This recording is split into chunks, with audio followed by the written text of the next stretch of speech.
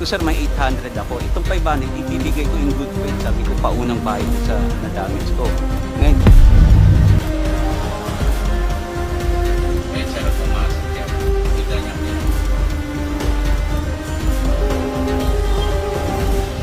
Siyempre.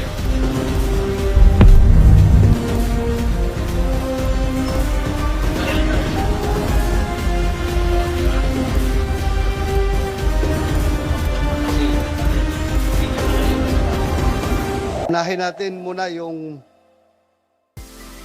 the person himself, the biker himself, Alan Banjula. Please enlighten us what really transpired. Upo ka lang.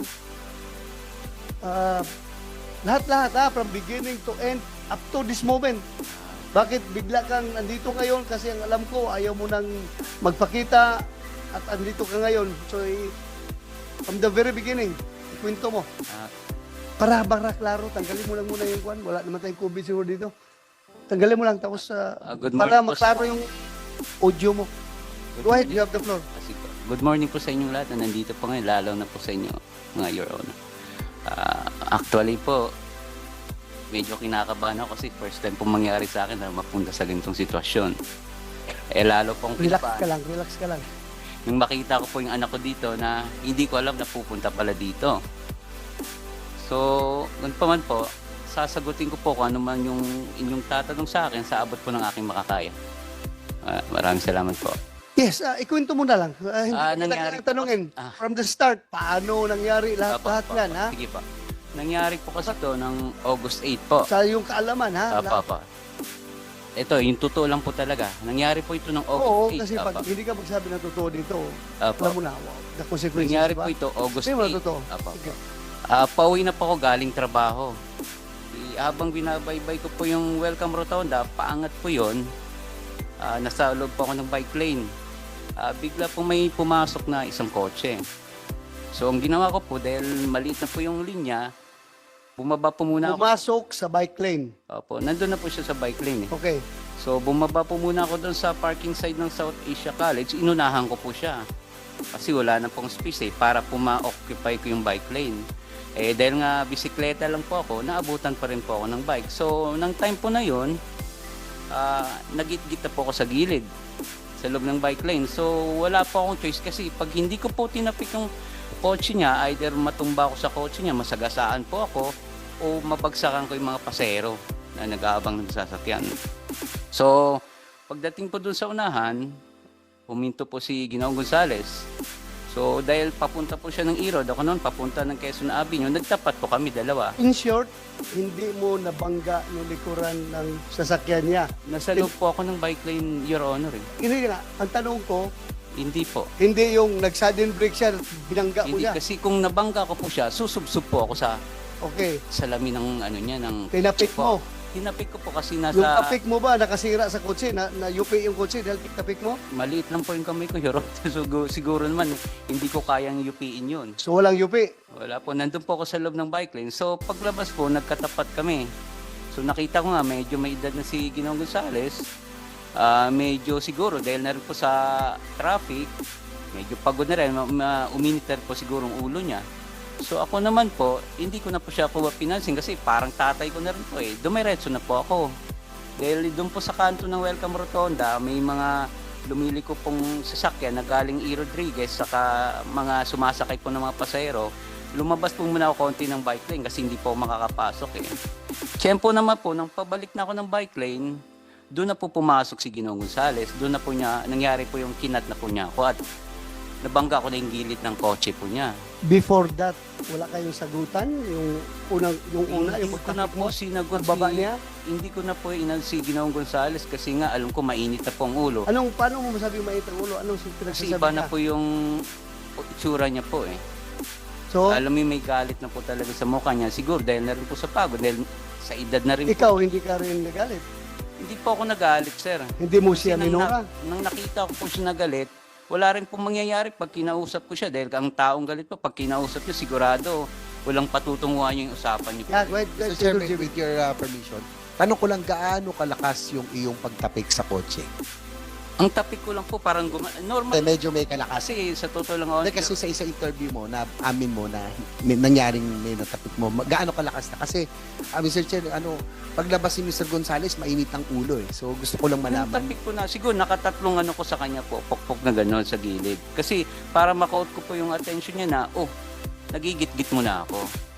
So doon po, nandun na po kami sa kanto ng Kitanlad, doon na po nangyari, nabangga ko na yung gilid ng kotse niya kasi alanganin na po, talagang padiretso na po ako eh. So ang nangyari po doon, lumabas na po si Mr. Gonzales, si Ginoong Gonzales, tapos yun nga po, bigla niya akong sinapok ngayon, nasa lubong ko rin ng helmet. Normal lang naman po siguro sa atin na kahit sino pong sapokin sa atin, magre-react po talaga. So doon na po nangyari, kinasaan niya ako ng barel, bumunod siya. So after po noon, nagano po kami sa hinila niya po yung bisikleta ko kasi akala niya tatakas po ako eh. May pumagit na po sa aming siklista. Sabi ng siklista, wag naman ganun. So sabi na tatawag tayo ng polis. Doon na po nag-second motion si Ginoong Gonzales. O sige, tumawag ka ng polis. So habang dinala po namin yung bisikleta ko sa gilid, meron pong gwardiya doon. Sabi sa akin ng gwardiya, huwag ka nang sumagot kasi may baril. So pagdating po ng siklista, may dumating na rin po yung mga polis. Pagdating po ng polis, pinakalma niya po yung sitwasyon. Po doon, tinanong po kami ng polis kung anong nangyari. Tapos sinabi niya po yung side niya, sinabi ko naman sa akin. Binigyan din po ako ng payo ng polis doon, ni Seradan. Sabi niya, susunod, huwag kang basta-basta tatapik ng kotse kasi hindi natin alam, baka yung mga taong ganyan, may pinagdadaanan, mainit yung ulo. So siguro, baka na-tsempo lang na sa kanya ka na So ako naman po, inamin kay Seradan, sabi ko, talagang nagit-git lang po ako, sir. Kako, matagal na po ako nagbabike, may 10 taon na. Pumupunta po ako ng Makati, Paranaque, binabike ko lang po yan. So, sabi ko, talagang first time kong ginawa tumapik ng kotse. Kasi, maski sa akin po yun, nagmamaneho din po ako. Pag tinapik, magagalit din po ako. So, sabi ni Ginoong Seradan, sabi niya, hindi namin pwede arestuhin si Ginoong Gonzales. Wala naman kami nakitang baril. So ganito na lang, sabi niya, tatawag tayo sa traffic sector para maayos to at magawa ng incident. Hindi mo sinabi na may baril? Sinabi ko po sa kanya. Tapos ano sabi ng polis? Wala naman po silang nakitang baril, sir eh. Wala silang nakitang baril. Opo, pagdating po nila. Sinumbong mo. Sinumbong Kasi may ko. baril yan, Opo. kinasahan ako. Opo, pero sabi nga nila, wala po silang nakitang baril, kaya hindi po nila pwedeng arestuin Where's si Adan? Gonzales. Adan.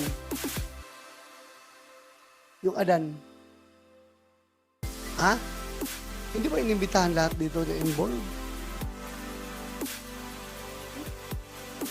Sige, continue. So yun po, nang tumawag po si Seradan sa traffic sector, siguro mga 30 minutes, dumating na po si Sir Rasay. Galing pa po sa isang responde sa traffic incident. So tinanong niya, anong nangyari? Sabi ko, yun nga, ginitit po ako ni Ginoong Gonzales, nabangga ko siya, yun na po na may baril siya.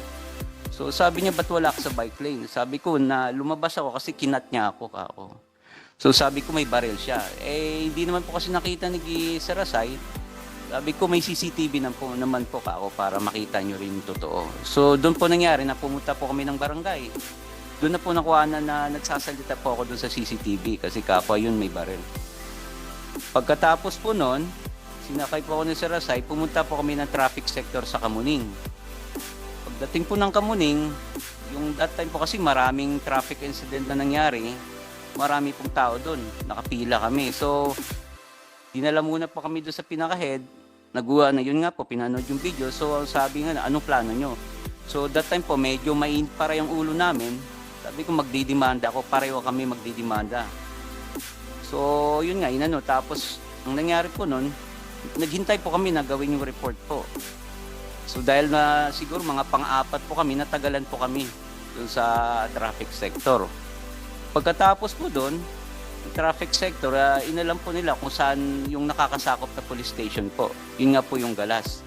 So tinawag po nila doon sa Galas station, sinundo po kami. Pagdating po doon sa ng mga kapulisan po natin sa traffic sector, pinasakay na po nila kami sa mobile. Actually po, pag galing po dun sa traffic sector, may isang barangay na, kasabi ng barangay na nag-a-assist po sa akin nakamotor. Hanggang sa nakarating po kami ng Galas Station. Pagdating po doon sa gas station, tinanong po kami ng kapulisan kung ano nangyari. Yun nga po na nagkaroon kami ng tapos natutukan ako ng barel. So sabi ko doon kay Sir Kako, doon po nangyari sa Welcome Rotonda. Sabi ko, pwede natin check, baka may CCTV. So wala rin po kasing idea ang kapulisan natin that time. Sabi niya, sige, punta tayo doon. Tingnan natin kung meron tayong makikita ng CCTV para makita natin kung paano nagsimula. So pagpunta po namin doon, chinek naman po nila lahat yung CCTV po sa area na yon. Lalo na po doon sa ng Southeast Asia College. Yun nga lang po, mayroong CCTV, ang problema, sira po. At meron doon sa kabila naman po, sa isang establishmento, hindi naman po gumagana. So pagkatapos po doon, dahil wala naman, bumalik na po kami ng gas station. Bago po kami bumalik, dumaan po muna si Sir sa barangay Don Manuel. May binigay pong papel. So bumalik na po kami ng gas station. Pagbalik po namin ng gas station, abang may ginagawa si Sir doon sa niya na sinusulat, pag-isip-isip ko, Kako, malaki abala na sa akin to eh. Unang-una, walang kasama yung mga anak ko sa bahay, wala yung misis ko po. So naisip ko naman po, Kako, wala namang mawawala sa akin kung magpapakumbaba ako, Kako. Total, wala namang nangyari sa akin. So, kinausap ko po yung si officer, yung sa investigador po, Kako, Sir, magkano bang babayaran ng mga nadadami sa kotse na ganyan? Sabi ko, wala kasi akong idea eh. Sabi naman niya ng gano'n. Anong damage pala nung kotse niya? Yung nagasgasan ko po sa gilid, yung tinamaan ng handle ko. So, gilid niya. Opo. Hindi yung sa Mahaba tapik. po kasi Hindi yun. sa tapik. Hindi po, mahaba po yun eh. Mula po doon sa puno hanggang doon sa driver's side po. Okay. So sabi ko doon kay Sir, sabi niya, usually sa Banawi, mga 2.5 siguro, ganyan, sabi niya. Sabi niya, Sir, ganito na lang po ako. Kausapin niyo na lang po si Ginoong Gonzales, pwede ko naman bayaran yung na-damage ko. Sabi ko, pwede kami mag-usap, tawagin niyo po, mag-usap kami yung lalaki sa lalaki. So nga po, siguro, dahil nag-subside na rin yung galit ni Ginoong Gonzales, nagharap po kami dalawa. So sinabi ko sa kanya, Sir, Kako, kung ano may na-damage sa kotse niyo, babayaran ko yan. Pero hindi cash, Kako. Hulugan kung gusto niyo. Doon nga po, siguro napag-isip din ng Ginoong Gonzales na seryoso naman po ako sa sinasabi ko. Sabi ko, Sir, may 800 ako. Itong 500, ibibigay ko in good faith. Sabi ko, paunang bayad doon sa na-damage ko. Ngayon, kung may problema po doon, iiwan ko yung number, tawagan niyo po ako. Hindi ko po tatakbuhan yung responsibilidad ko. So doon naman po sa portion na yon, humingi din po ng pasensya sa akin si Ginoong Gonzales. Sabi niya, pasensya ka na kasi pag rush hour, di natin maiwasan, may napapasok kami sa bike lane. So pasensya ka na doon sa nagawa ko. So doon po nangyari, nang nagkasundo kami, nagkamay po kami. Ako, wala na po akong galit sa kanya eh. Napatawad ko na po siya. So nagkamay kami, nagyakapan. Tapos ang isa pong inano ko doon sa pulis, Kako, Sir, isa lang concern ko. Kasi papadyak pa po ako pauwi. Galing to ng Welcome Rotonda hanggang Caloocan. Sabi ko, paano po yung safety ko? So, ang sabi po ni Sir, sabi niya, huwag kang mag-alala. Bakit ka? Akala ko ba nagkaayusan kayo? Nagkabalikan kayo ng loob? Oh, hindi eh. Amayan pa Hindi, kayo? bago po kami nangyari, Sir, inano ko muna yung safety ko po, Sir eh. So, before kayo Opo. nagkamayan, Opo. bago kayo nagreglo, nagtanong ka. Opo, yun ang Alam ko nangyari. after na. Hindi po. Sabi ko, paano po yung safety ko? Sabi ni Sir, yung sa investigador, walang mangyayari sa'yo. Pag oras na may gumalaw sa'yo, siya ang unang aarestuin namin, siya ang person of interest. So sumagot naman po si Ginoong Gonzales. Sandali lang ha, Opo, balikan sige ko lang po. yung sabi mo, nagbayad ka? Yun po yung good faith ng pagkabigay ko sa kanya, Your Kano? Honor, 500. Kasi nung una, ayaw nga niya tanggapin. Sabi, ba't di na lang 800? Sabi ko, Sir, pangkain ko po yung 300 matitira kasi nagugutom na ako, nanginginig na ako sa gutom, Kako. Sigurado So, ka? In good faith na gusto? Opo, binigay ko po yung Bigyan Your mo lang. Honor kasi Ayaw niya tanggapin? nung una po, kaso nang huli nakumbinsi ko na rin po. Okay. Sabi ko, hindi ko naman tatakban yung responsibilidad ko, Kako, sa nagasgas, yung na-damage ko sa kotse mo. Babayaran ko yan, kaya iniwan ko po yung yung cellphone number ko po. So nang nagbitaw naman po si Ginoong Gonzales na walang mangyayari sa akin, doon na po na nagkamay na po kami. Niyakap ko po siya kasi wala naman po, okay na po sa akin yun eh. Nagpakumbaba na po ako. So doon nga po sa portion na yon, pati yung anak niya, kinamayan ko kasi sabi ko walang samaan ng loob. Ayaw ko magtanim kayo ng samaan ng loob kasi nagayos na kami. So after nun po, umalis na po sila, kinuha ko yung bike. pag alis ko po, tinawag pa ako po ng isang pulis na investigador. Sabi niya, "Sir, ba't kain muna tayo o magkape kasi malayo pa papadyakin mo, madaling araw na." Yun nga lang po, iniisip ko yung anak ko dahil walang kasama, hindi ko na po napagbigyan yung imbitasyon niya. Kaya doon na po, umuwi na po ako ng that time po. Doon po nagtapos yung lahat. Your Mr. Honor. Chair,